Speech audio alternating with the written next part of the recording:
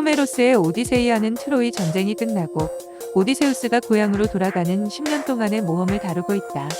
출생과 트로이 종전까지의 간략한 이력. 출생.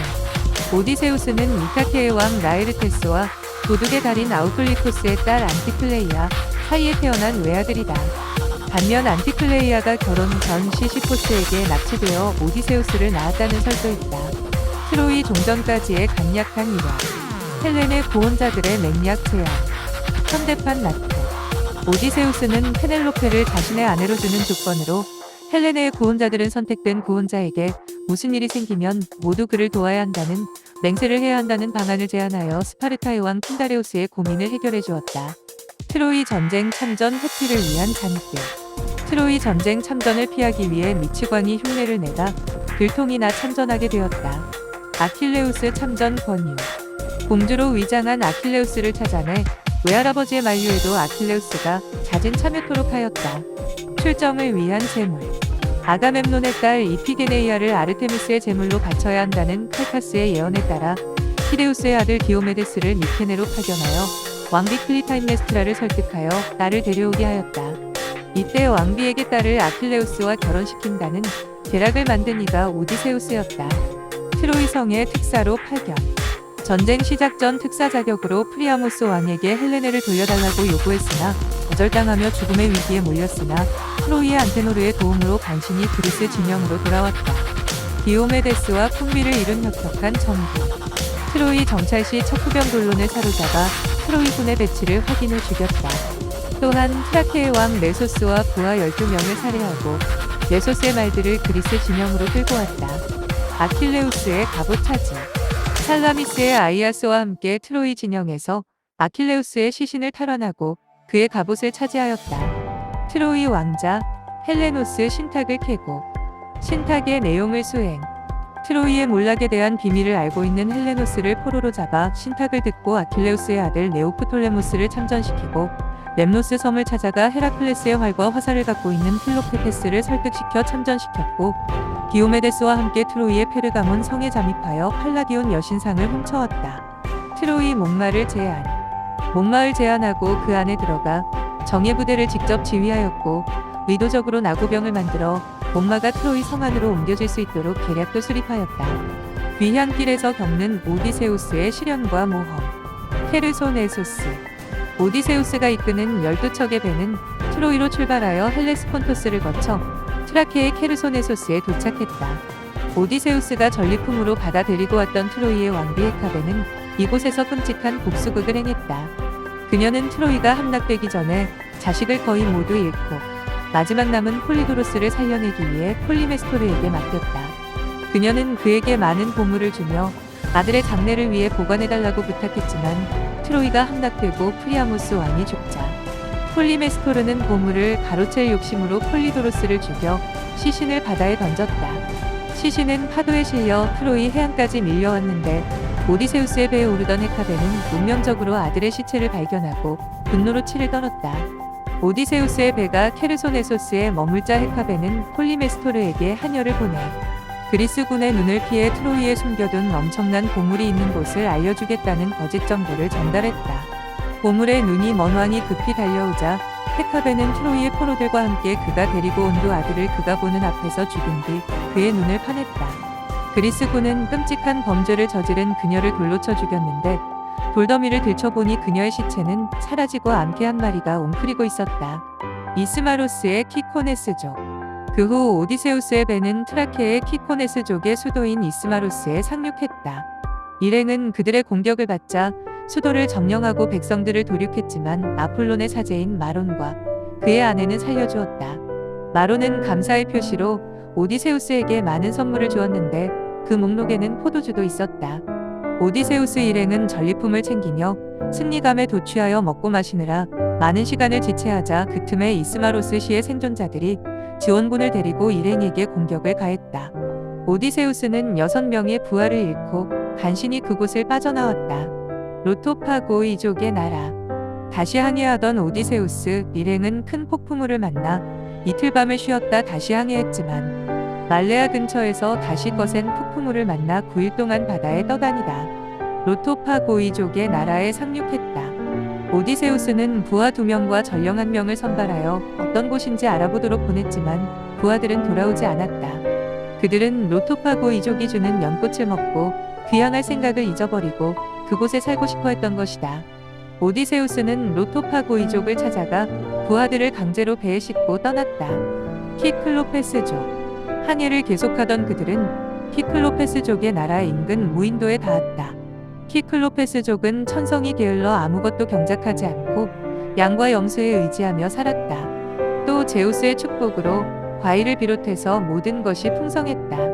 각자의 동굴 속에 살면서 자신의 아내와 자식들에게만 법규를 정해주고 서로 간섭하지 않고 살았다. 무인도에는 수많은 야생 염소들이 떼지어 돌아다니는 야생 염소의 천국이었다. 오디세우스 일행은 돌아다니는 염소를 사냥해 해가 질 때까지 달콤한 포도주와 염소고기로 신나게 잔치를 벌였다. 그런데 인근 섬에서 연기가 피어오르고 양떼와 염소떼의 울음소리가 들려와 호기심이 발등한 오디세우스는 다음날 아침 부하들과 함께 그곳에 가보기로 했다. 섬의 해안 가까이 다가가자 월계수 가지로 가려진 동굴 하나가 있었는데 그 동굴에는 엄청나게 큰 키클로페스족 하나가 살고 있었다. 오디세우스는 함께 간 부하들 중 12명의 정예 병사들만 데리고 동굴로 향했다. 그는 그때 포도주를 담은 염소 가죽 부대를 하나 들고 갔는데 마론이 그에게 선물한 것이다. 동굴에 도착하자 주인은 집에 없었다. 그래서 그들은 신들께 제물을 바치고 치즈를 먹으며 동굴 주인이 돌아오기를 기다렸다. 저녁 때가 되자 동굴 주인은 가축들 중 수컷들은 동굴 입구 마당에 그냥 놔두고 암컷들만 동굴 안쪽으로 몰아 여턴이 입구를 엄청나게 큰 돌문으로 막아버렸다. 그는 동굴 안에 불을 켜기 위해 화덕 쪽으로 오다가 오디세우스 일행을 발견하고 소스라치게 놀라면서 어디서 무엇을 하러 왔는지 물었다. 오디세우스가 침착하게 대답했다. 우리는 그리스인으로 트로이에서 오는 길입니다.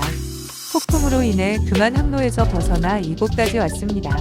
우리를 손님으로 받아들여 주시고 제우스 신을 두려워하신다면 항해에 필요한 물품을 마련해 주셨으면 합니다. 키클로페스는 화를 내며 자신은 제우스 신이든 누구든 두려워하지 않는다며 콧방귀를 뀌었다. 그리고 그는 오디세우스의 부하 2명을 손에 움켜쥐고는 땅바닥에 내려쳤다. 부하들의 피와 골수로 땅바닥이 흥건히 적셨다. 이어 그는 부하들을 토막내어 저녁거리로 하나도 남김없이 먹은 후 코를 골며 잠이 들었다. 다음날 아침에 되자 동굴 주인은 불을 피우고 암양과 암염소의 젖을 짠 다음 오디세우스의 부하들을 어제 저녁과 똑같은 방식으로 잡아먹었다. 아침 식사를 마치자 그는 돌문을 치우고 양과 염소를 동굴 밖으로 몰더니 동굴을 돌문으로 닫은 후 가축을 몰고 산으로 가버렸다. 오디세우스 일행은 동굴 속에서 하루 종일 갇혀 지내다가 동굴 안에 있는 올리브 나무 하나를 발견했다. 오디세우스는 부하들을 시켜 그것을 적당히 자르고 끝을 뾰족하게 만들어 활활 타오르는 불에다 달군 다음 동굴 한 구석에 쌓여있는 가축들의 배설물 속에 감추어 두도록 했다. 저녁에 되자 동굴 주인이 돌아왔다. 이번에도 부하 2명을 토막을 내 저녁을 먹기 시작했다. 오디세우스는 기회를 놓치지 않고 포도주가 담긴 염소 가죽 부대를 들고 그에게 건네면서 마셔보라고 권했다. 그는 환상적인 맛이라고 격찬하면서 2번 더 달라고 해서 마신 후 오디세우스에게 이름이 뭐냐고 물었다. 오디세우스는 오티스라고 말해주자 그는 오디세우스를 맨 나중에 잡아먹겠다고 말하고는 코를 골며 자기 시작했다. 바로 그때 오디세우스는 짐승의 배설물 속에 숨겨놓았던 올리브 나무를 다시 꺼내서 불에 달군 다음 부하들에게 그의 눈을 찌르게 하고 그는 그 위에 매달려서 그것을 돌렸다. 폴리페모스는 단발마의 비명을 지르며 다른 키클로페스 동료들을 큰 소리로 불렀다. 동료들이 폴리페모스 도대체 무엇 때문에 이 한밤중에 비명을 지르는가? 누가 자네 가축을 빼앗아 가려는가? 아니면 누가 자네를 죽이려 하는가? 폴리페모스는 그들에게 오티스가 자신을 죽이려 한다고 외쳤다. 동료들은 폴리페모스의 얘기를 듣고 그가 돌았다고 생각했다. 오티스는 아무것도 아니다. 라는 뜻이기 때문에 오티스가 나를 죽이려 한다는 말은 결국 아무도 나를 죽이려 하지 않는다는 뜻이기 때문이다.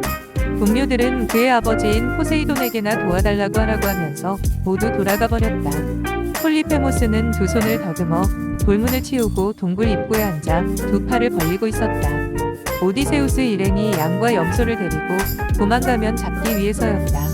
오디세우스는 동굴 바닥에 깔려있던 버들가지로 비교적 크고 튼실한 순양 3마리를 묶어 가운데 양의 배에는 부하들을 매달고 그 중에서 가장 큰 우두머리 순양의 배에는 자신의 몸을 매달고 밤을 보냈다. 아침이 되자 동굴 주인은 고통에 시달리면서도 가축들을 밖으로 내보내기 시작했다. 그는 모든 양과 염소의 등을 손으로 직접 확인했지만 일행이 순양의 배에 매달려 있는 줄은 전혀 눈치채지 못했다. 탈출에 성공한 오디세우스는 불쌍한 폴리페모스여, 누가 너의 눈을 멀게 한 자가 누구냐고 묻거든 그건 우티스가 아니라 오디세우스라고 말하거라 하고 크게 외쳤다. 그 말을 들은 폴리페모스는 언젠가 키클로페스족의 예언가 텔레모스가 오디세우스라는 자가 자신의 눈을 멀게 할 것이라고 한 예언이 생각났다. 폴리페모스는 탄식하면 포세이돈 신에게 기도했다. 포세이돈 신이시여, 제 기도를 들어주소서. 오디세우스가 귀향하지 못하도록 해주소서. 하지만 그가 귀향하여 가족들을 만나볼 운명이라면 나중에 부하들을 다 잃고 남의 배를 타고 가게 해주시고 귀향에서도 고초를 당하게 하소서. 오디세우스는 순양을 잡아 제우스 신께 제물로 드리며 무사귀환을 빈 후 그날 해가 질 때까지 고기와 술과 포도주를 마음껏 마시며 잠이 들었다.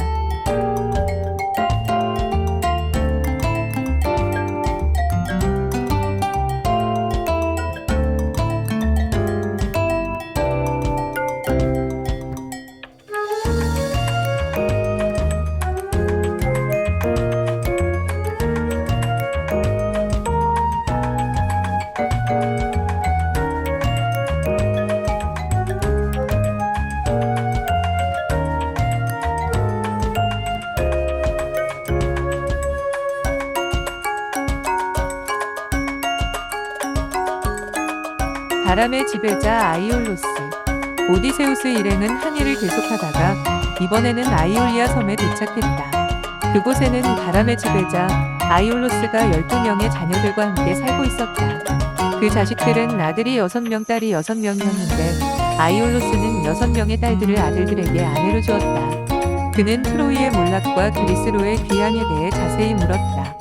어느 날 오디세우스가 그에게 고향까지 호송해달라고 부탁하자 그는 흔쾌히 청을 들어주며 9살짜리 황소의 가죽을 벗겨 자루 하나를 만들더니 그 안에 해로운 바람을 모두 넣고 은으로 만든 끈으로 배에 단단히 묶은 다음 서풍만 불게 하여 그들의 항해를 도왔다. 7일 동안 역풍도 만나지 않고 항해를 하던 일행은 그리운 고향 땅이 멀리 아스라이 보였다. 그 순간 오디세우스는 긴장이 풀려 그만 깊은 잠에 빠졌다. 부하들은 아이올로스가 준 선물 자루에는 황금과 은이 가득 들어있고 오디세우스가 혼자 독차지하는 걸로 오해를 하고 있었다. 그래서 부하들은 오디세우스가 잠든 사이에 자루를 풀었는데 그러자 안에 들어있던 온갖 해로운 바람이 나오면서 배를 다시 아이올리아 섬으로 몰고 갔다. 아이올로스를 다시 찾은 오디세우스는 자세한 사정을 설명하자 그는 냉정하게 돌아가라고 대답했다. 신들에게 미움을 받은 자들을 고향까지 호송할 이유도 의무도 없다는 것이었다. 식인종이자 거인족인 라이스트리고네스족. 힘들게 항해를 계속한 오디세우스 일행은 7일 만에 식인종이자 거인족인 라이스트리고네스족이 사는 텔레필로스에 도착했다. 부하들이 포구의 배를 정박하였는데 불길한 예감이 든 오디세우스는 포구 밖에 배를 정박하고 바위에 밧줄을 묶었다. 부하들과 함께 어떤 종족에 살고 있는지 정탐을 하러 갔는데 안티파테스라는 자가 점심을 위해 부하 중 한 명을 잡아 매쳤다. 기겁한 부하들이 배로 도망치자 안티파테스가 동료들을 불러 정박해 있는 배를 향해 엄청난 돌덩이를 던졌다. 한순간에 포구는 아수라장으로 변해버렸다. 오디세우스의 부하들이 전멸하자 라이스트리고네스족은 시신을 점심 식사로 먹기 위해 마치 물고기처럼 작살로 꿰어서 가져갔다. 그런 사이 오디세우스는 밧줄을 칼로 끊고 부하들을 독려하여 간신히 그곳을 빠져나왔다. 키르케가 사는 아이아이의 섬. 자신의 배를 제외한 모든 배와 부하들을 잃은 오디세우스는 아이아이의 섬에 도착했다. 이 섬은 키르케라는 마녀가 살고 있었는데 그녀는 오케아노스의 딸 페르세와 헬리오스 사이에서 태어난 딸로 콜키스의 왕 아이에테스의 누이였다. 일행은 이틀 동안 쉬면서 피로를 푼 후 창과 칼을 들고 근처 산 정상에 올라 섬을 살펴보았는데 멀리 숲속에 궁전이 보이고 그곳에서 연기가 피어올랐다. 다음 날 아침 오디세우스는 메제이자 부관이었던 에우릴로쿠스를 포함하여 20명을 선발하여 궁전으로 보냈다. 궁전 주변에는 늑대와 사자들이 어슬렁거리며 돌아다니고 있었는데 그들은 키르케의 마법을 걸려 짐승으로 변신한 선원들이었다. 정문에서 주인을 부르자 곧바로 그녀가 나와 그들을 반갑게 맞이하며 안으로 안내했는데 등받이 의자에 앉으라고 하더니 음료수를 권했다. 이 음료수에는 마신 사람에게 고향을 잊게 하는 이상한 약이 들어있었다. 부하들이 모두 그것을 마시자 키르케는 갑자기 지팡이로 그들을 쳐 돼지로 변신시키더니 우리 안에 가두어 버렸다. 에우릴로코스는 밖에서 모든 것을 지켜보고는 키르케의 궁전에 빠져나와 오디세우스에게 상황을 설명해 주었다. 에우릴로코스는 겁이 나 다시 그곳에 가고 쉽지 않다고 하여 오디세우스 혼자 길을 나섰다. 막 궁전에 도착하려는 순간 갑자기 헤르메스 신이 청년의 모습을 하고 나타나 그에게 말했다. 내가 이곳에 온 이유는 너를 위험에서 구해주기 위해서이다. 내가 주는 약초 하나를 꼭 가져가거라. 그 약초가 너를 마법의 술수에서 구해줄 것이다. 키르케가 음료수를 주면 음료수를 다 마신 뒤 키르케가 지팡이로 너를 치려할 때 칼을 빼 죽일 듯이 덤벼들도록 하여라. 그러면 그녀는 겁이 나서 내게 사랑을 나누자고 할 것이다. 내가 만약 부하들을 살리고 싶다면 그녀의 요구를 거절하면 안 된다. 그 대신 너는 그녀에게 신들의 이름을 걸고 다시는 마법을 쓰지 않을 것이며 옷을 벗었을 때도 너에게 다른 술수를 쓰지 않겠다고 맹세하도록 하라. 하고 말한 후 올림포스로 돌아갔다. 그 약초의 뿌리는 검고 꽃은 우유처럼 흰데 몰리라고 부르는 약초였다. 이 약초는 인간들은 찾아내기 힘든 것이었다. 오디세우스는 몰리를 가슴에 품고 키르케의 궁전에 도착하여 그녀를 불렀다. 그러자 그녀는 반갑게 그를 맞이하였는데 헤르메스 신이 얘기한 대로 모든 일이 진행되었다. 오디세우스는 키르케에게는 마법을 쓰지 않겠다는 명세를 받고 그도 그녀와 동침하기로 약속하자 그녀는 부하들을 원래의 모습대로 돌려주었다. 이후 오디세우스는 키르케의 섬에서 호박 1년 동안 날마다 고기와 술로 잔치를 벌였는데 어느 날 부하들이 고향 이타케를 벌써 잊었냐고 비난하자 그는 깊이 반성하며 키르케에게 고향에 보내달라고 애원했다. 그러자 그녀는 귀향하기 전에 먼저 다른 여행을 해야 해요. 하데스와 페르세포네의 궁전에 가서 고인이 된 눈먼 테이레이시아스를 만나 조언을 구해야 합니다. 지하로 가는 방법은 북풍이 알아서 당신을 지하 세계로 안내할 테니 아무 걱정 말고 배에 가만히 타고 있으면 됩니다라고 말했다.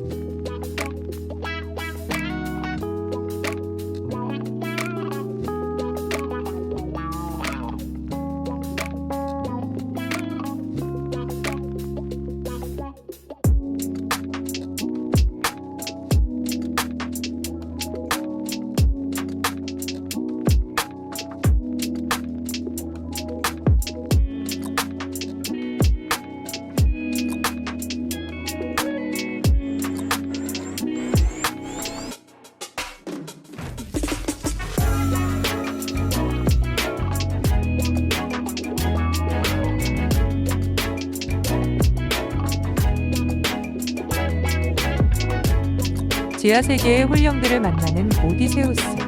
오디세우스가 배에 노를 젓지 않았는데도 배는 오케아노스와 지하세계의 경계에 도달했다. 그들은 그곳에 상륙하여 키르케가 알려준 대로 바위 옆에 사방 1큐빗의 구덩이를 파고 처음에는 꿀과 우유, 두 번째는 포도주를, 세 번째는 물을 부은 다음 그 위에 보리가루를 뿌렸다. 이어 구덩이 위에서 재물의 목을 쳤다. 검붉은 피가 흘러내리자 갑자기 죽은 자들의 홀령들이 피냄새를 맡고 에레보스에서 모여들기 시작했다. 그는 부하들에게 재물의 가죽을 벗기고 살점을 완전히 태우며 하데스와 페르세포네에게 기도하라고 명령하고 그는 칼을 빼들고 그곳에 앉아 사자들이 다가오지 못하도록 위협했다. 맨 먼저 피맛을 보기 위해서 다가온 것은 엘페노르의 홀령이었다. 그는 오디세우스에게 키르케 궁전으로 돌아가거든 자신을 매장해 달라고 애원했다. 오디세우스는 그렇게 하겠다고 약속을 했다. 그 사이 오디세우스의 어머니 안티클레이아의 혼령이 다가왔다. 하지만 테이레시아스가 오기 전에 어머니에게도 피맛을 보게 허락할 수는 없었다. 바로 그 순간 테이레시아스가 황금물을 들고 나타나 오디세우스에게 칼을 치우라고 후령했다. 칼집에 칼을 꽂자 테이레시아스는 검붉은 피를 마시고 나더니 다음과 같이 얘기해 주었다. 오디세우스여, 너는 편히 귀향하길 바라겠지만 포세이돈 신께서 귀향을 어렵게 하고 있다. 그것은 그가 사랑하는 자기 아들을 눈 멀게 한 것의 원한을 품고 있기 때문이다. 하지만 온갖 고충을 당해도 그 아들만 잘 단속하면 고향에는 돌아갈 것이다. 특히 트리나키의 섬에 도착하거든 그곳에서 풀 뜯고 있는 헬리오스 신의 옷에 손대지 말라. 만약 소의 손을 댄다면 너만은 목숨을 건진다 해도 너의 배와 부하들은 파멸을 당하게 될 것이다.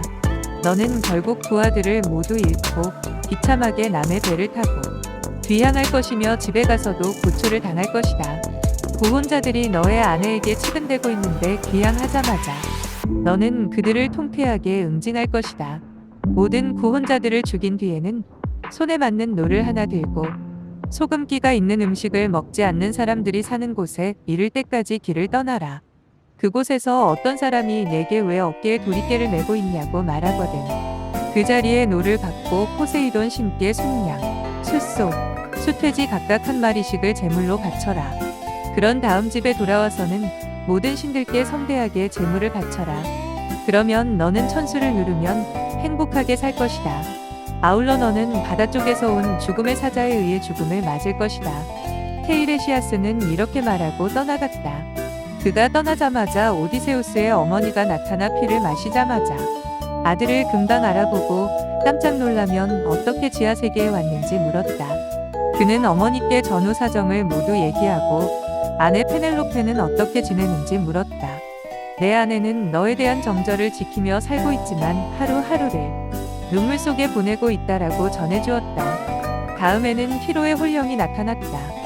그녀는 아이올로스의 아들 크레테우스의 아내였지만 포세이돈의 눈에 들어 상둥이 아들 펠레우스와 넬레우스를 낳았다. 두 아들은 장성하여 각각 이올코스와 필로스의 지배자가 되었다. 다음은 아소포스의 딸 안티오페가 찾아왔다. 그녀는 제우스의 사랑을 받고 두 아들 암피온과 제토스를 낳았다. 이 두 아들은 테베의 7 성문과 성벽을 쌓았다. 다음은 암피트리온의 아내이자 제우스와의 사이에서 헤라클레스를 낳은 알크메네가 다가왔고 이어 헤라클레스의 아내 메가라가 다가왔다. 다음은 틴다레우스의 아내 레다가 다가오고 다음으로 알로에우스의 아내 이티메데이아가 다가왔다. 이렇게 여인들의 혼령이 모두 물러가자 아트레우스 아들 아가멤논의 혼령이 다가오고 이어서 아킬레우스, 파트로클로스, 안틸로코스, 아이아스 등의 혼령이 다가왔다. 아킬레우스의 혼령이 왔을 때 오디세우스는 살아있을 때도 그리스인들의 존경을 한 몸에 받더니 죽어서도 사자들을 통치하는 제왕이 되었으니 행복하겠다고 말하자 그는 손사래를 치며 이렇게 말했다. 오디세우스여, 나를 위로하려 하지 마세요. 사자들의 나라를 통치하느니 차라리 시골에서 농토도 별로 없는 소작농의 머슴으로 살고 싶소라고 말했다. 그런데 아킬레우스의 갑옷으로 경쟁하다 자살한 아이아스 혼령만은 그에게 가까이 다가오지 않았다. 이후 오디세우스는 그곳에서 제우스의 아들 미누스가 황금호를 손에 쥐고 죽은 자들에게 판결을 내리는 것을 보았고 오리온이 몽둥이를 들고 생전에 죽인 사냥감을 모는 장면, 티티오스가 땅바닥에 누워있고 독수리가 그의 간을 파먹는 장면, 그칠 줄 모르는 허기와 갈증에 시달리며 고통에 신음하는 탄탈로스, 커다란 바위를 산 위로 힘들게 굴리는 시시포스의 모습도 보았다. 오디세우스는 마지막으로 헤라클레스를 보았다. 그는 죽은 뒤 신이 되어 헤라의 딸이자 청춘의 시네베와 함께 하늘에서 살기에 지하에 있는 헤라클레스는 복제품에 불과하다.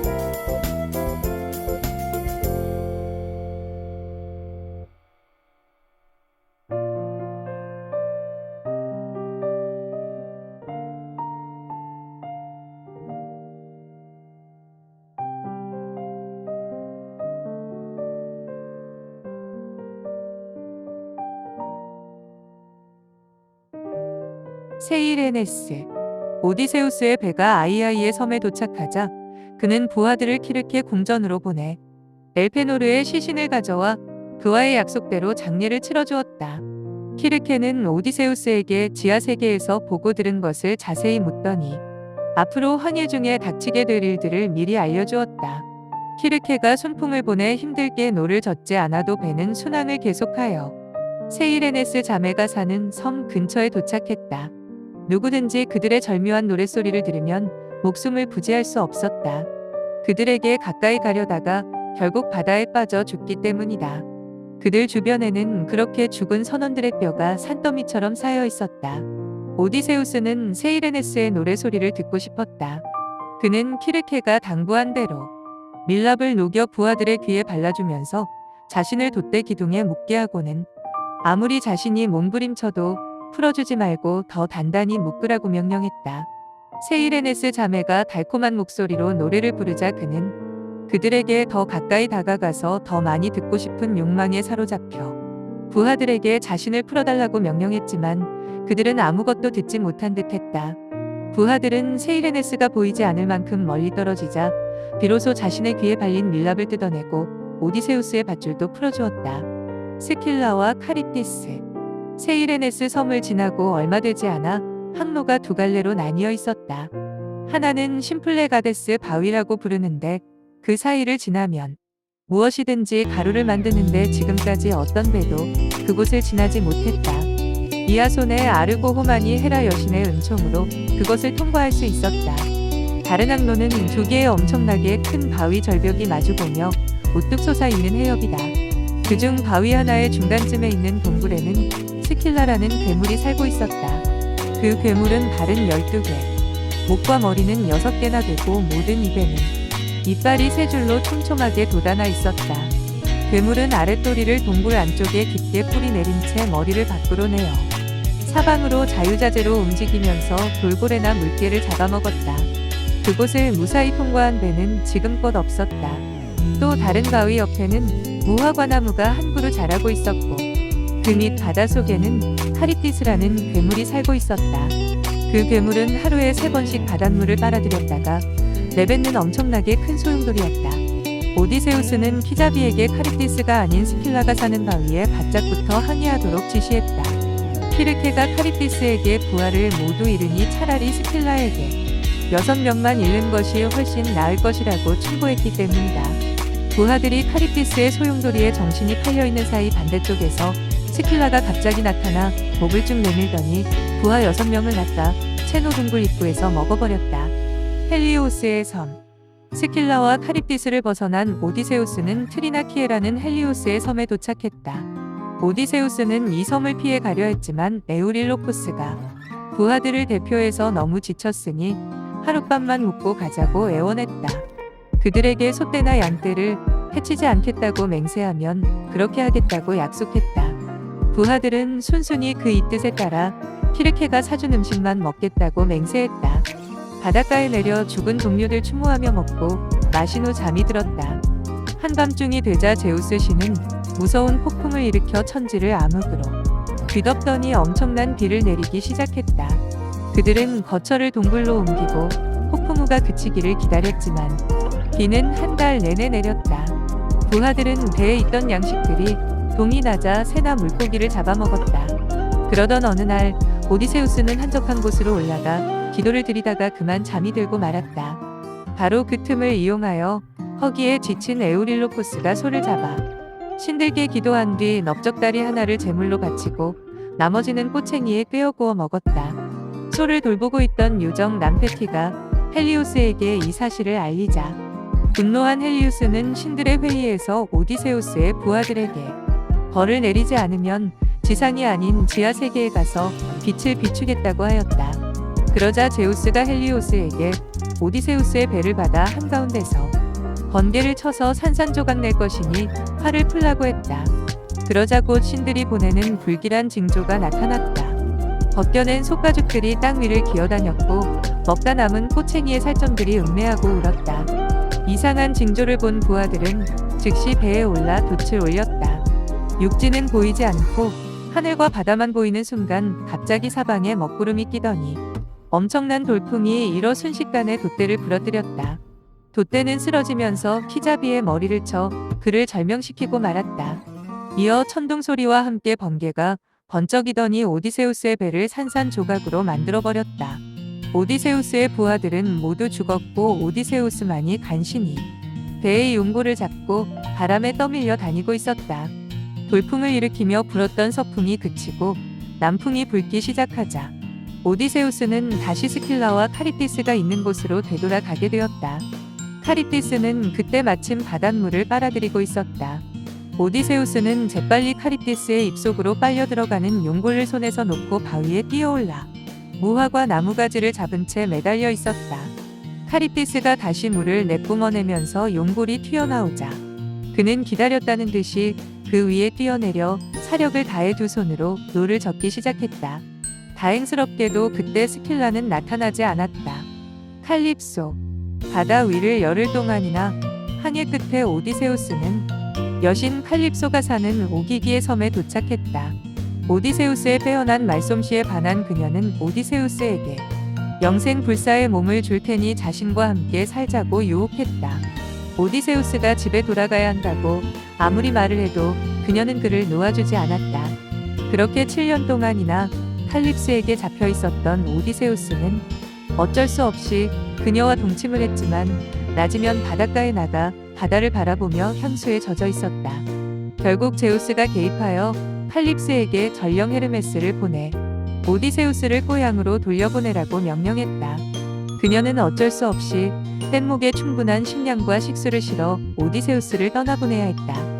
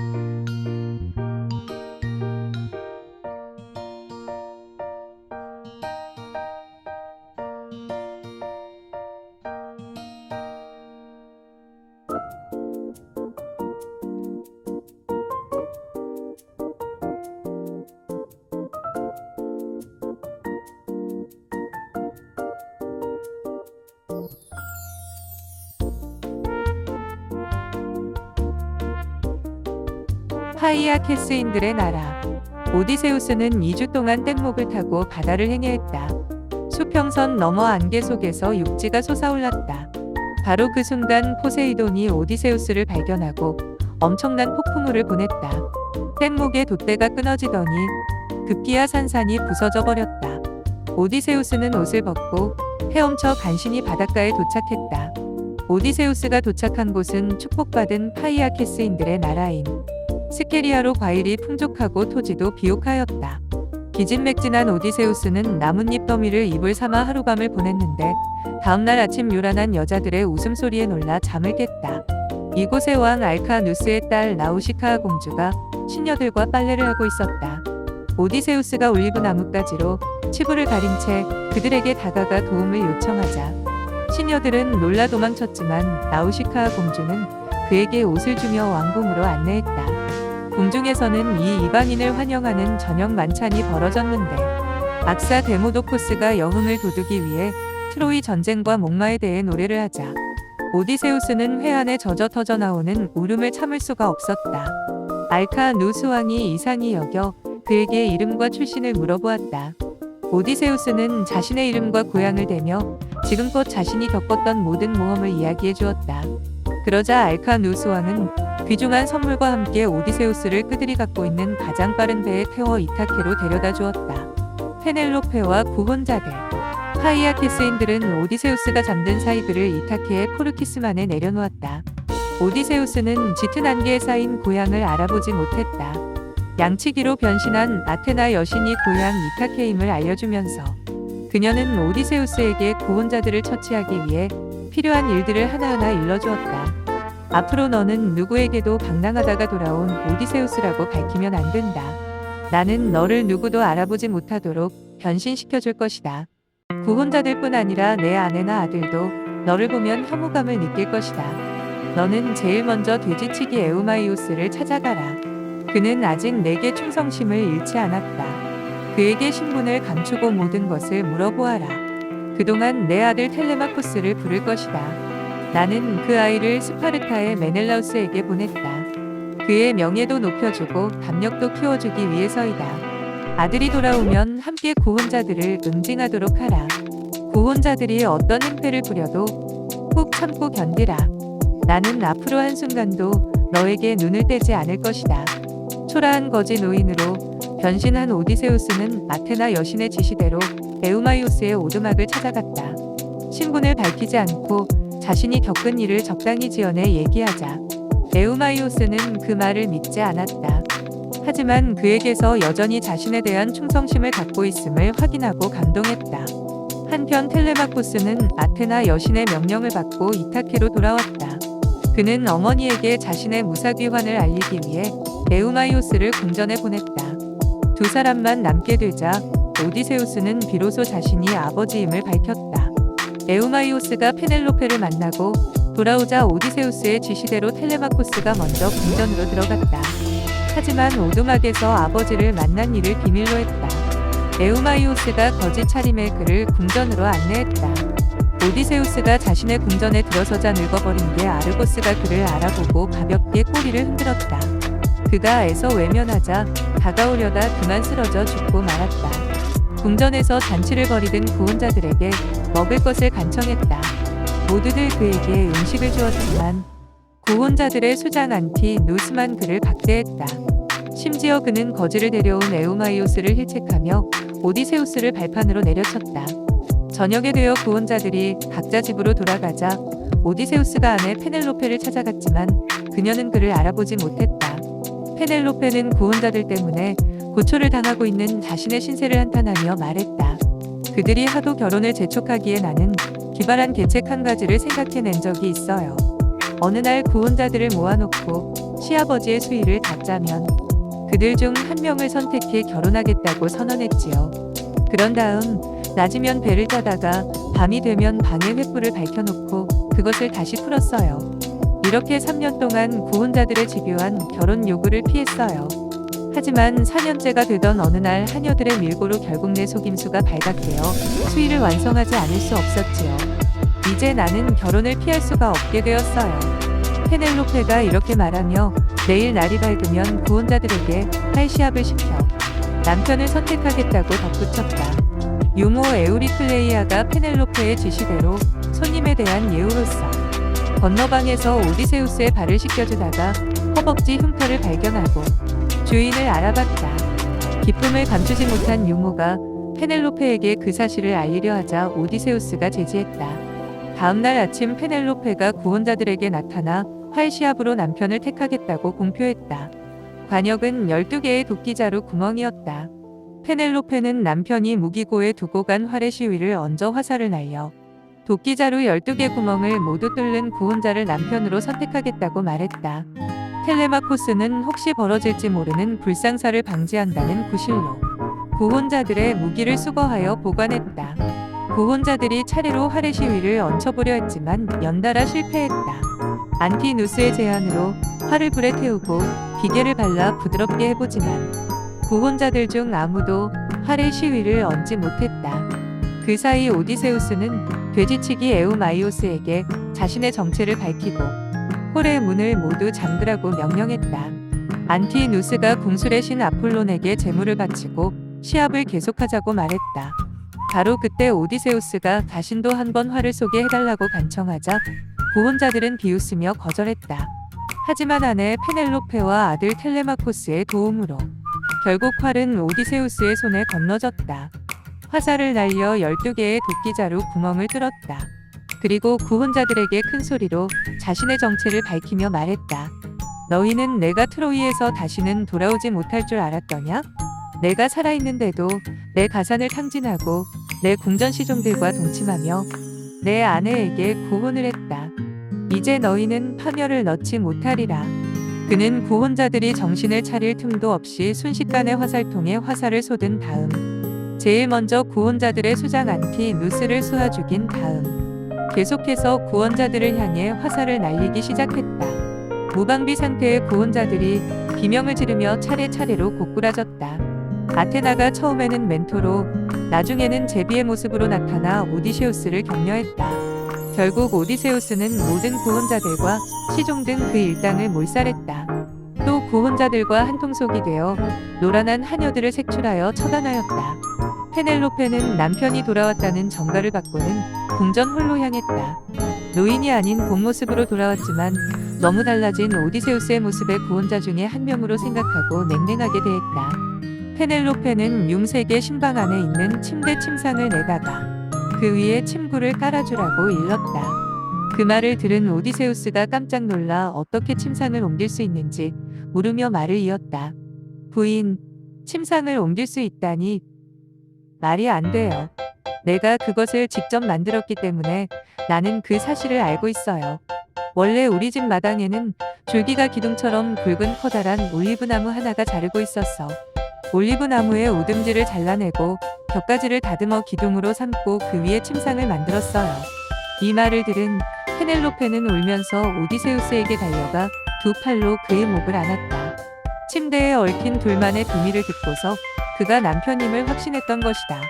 안티누스의 아버지 에우페이데스가 살해당한 구원자들의 가족을 선동하여 무기를 들고 오디세우스를 찾아왔다. 그러나 싸움이 일어나기 직전에 아테나 신이 나타나 그들에게 더 이상 피를 보지 말고 지체 없이 갈라서도록 명령했다. 여신의 중재로 상호 간의 평화협정을 체결했다. 오디세우스의 죽음. 구원자들을 평정한 오디세우스는 다시 왕위와 가정의 평안을 찾았지만 테이레시아스의 예언에 따라 노후를 편안하게 보내려면 아직도 해야 하는 모험이 남아있었다. 그는 앨리스로 가서 한동안 가축을 치다가 폴릭세노스 왕의 식객으로 살았다. 그리고 다시 이타케로 돌아와 테이레시아스가 알려준 대로 노를 어깨에 메고 걸어서 에페로이스 산을 넘어 테스프로토이라는 곳에 도착하자 어떤 주민이 마침내 이렇게 물었다. 이방인이여, 당신은 왜 봄에 도리깨를 어깨에 메고 있소? 그 말을 듣고 그는 그곳에서 발걸음을 멈추고 제단을 쌓고 포세이돈에게 순양 한 마리, 수소 한 마리, 수돼지 한 마리를 바치고 신의 용서를 받았다. 그러자 그곳의 여왕 칼기디케는 오디세우스에게 자신의 왕국을 맡아줄 것을 요청했다. 오디세우스는 그녀와 결혼하여 한동안 테스프로토이의 왕국을 다스리면서 아레스 신의 도움으로 이웃나라를 정복하기도 했다. 칼기디케가 죽자 오디세우스는 자신과 그녀 사이에 태어난 아들 폴리포이테스에게 왕위를 물려주고 고향 이타케로 돌아왔다. 그 당시 이타케는 페넬로페가 통치하고 있었고 텔레마코스는 케팔레니아로 추방당해 있었다. 신탁이 오디세우스가 다시 돌아오면 자신의 아들 손에 죽을 것이라고 했기 때문이다. 오디세우스는 10년 동안 바다를 방황하는 중에 만난 키르케와 살면서 텔레고노스라는 아들 하나를 두었다. 텔레고노스가 장성하자 키르케는 그에게 아버지 고향을 알려주고 그를 찾아 떠나도록 했다. 우여곡절 끝에 이타케에 도착한 텔레고노스는 그곳을 코르키라로 잘못 알고 부하들과 함께 닥치는 대로 약탈했다. 오디세우스가 노구를 이끌고 출전하여 그들의 공격을 막아냈지만 결국 해안에서 텔레고노스가 던진 창에 목숨을 잃고 말았다. 이 창은 뾰족한 끝이 가오리의 침으로 되어 있었다. 그래서 바다 쪽에서 온 죽음의 사자가 오디세우스를 데려갈 것이라는 테이레시아스의 예언이 적중한 셈이다.